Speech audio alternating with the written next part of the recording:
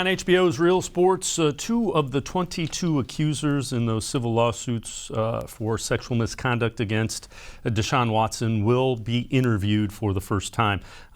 Yesterday, or actually earlier in the week, Rusty Hardin, who is the lead defense attorney for Deshaun Watson, was on the Between the Lines, a podcast about sports and the law. He explained what it meant in his mind that no indictments were returned against his client, Deshaun Watson.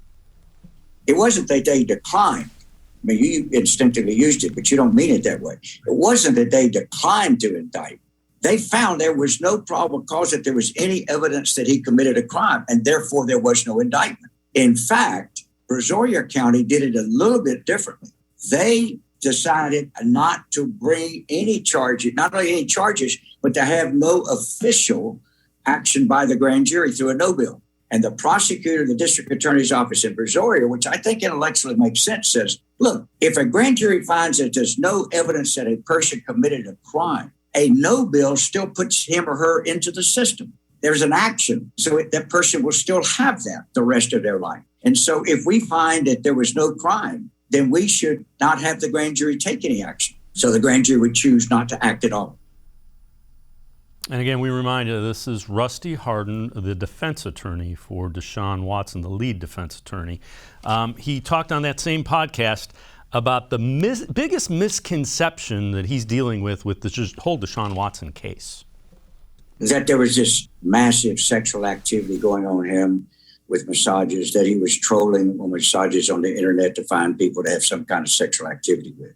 The evidence is clearly, other than the women's allegations, which turned out to be unsupported, no telling anybody for a year, no report to law enforcement, all of them agreeing in their depositions. They never said to him in the event that they objected to what he was doing. There's only one woman that walked out before it was over, and that is Miss Solis, who was the first one. And that was like with 5 minutes left. And when she announced that she wasn't comfortable in the areas he wanted massaged, which is a whole different subject, the same areas for everybody. And they were areas that were recommended by his trainers for the Texans that he needed to have work on. She's the only one who walked out 5 minutes after. And when she said, I'm not comfortable with this, his response is, do you want to quit? And that's it. It was over. He paid her. They talked.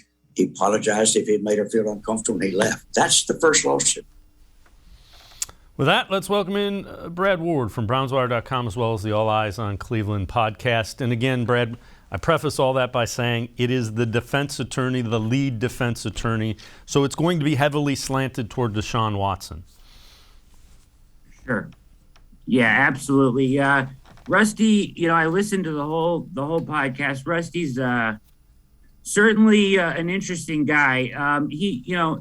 The most interesting thing I took away from the indictment part, I think, was kind of he tied that to the NFL. So according to Hardin, he's saying that, there wasn't all this sexual activity. There was really just 3 allegations that would have, been in violation of the NFL's code of conduct and using the word forcible.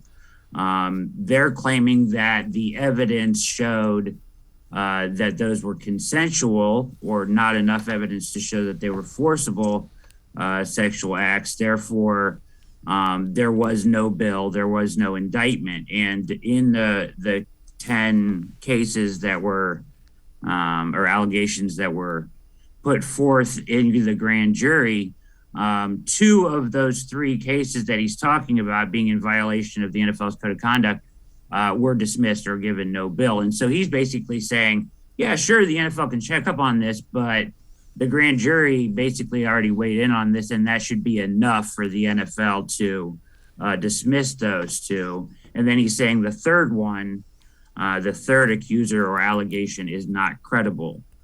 In the 3, according to Rusty, the 3 allegations that would be in violation of the NFL's code of conduct. I thought that was interesting. That's where he stands. And he feels that the grand jury has already cleared him of that by not indicting him. Yeah, and again, we know that the NFL's code of conduct is it gives Roger Goodell a wide net to enforce it. All right.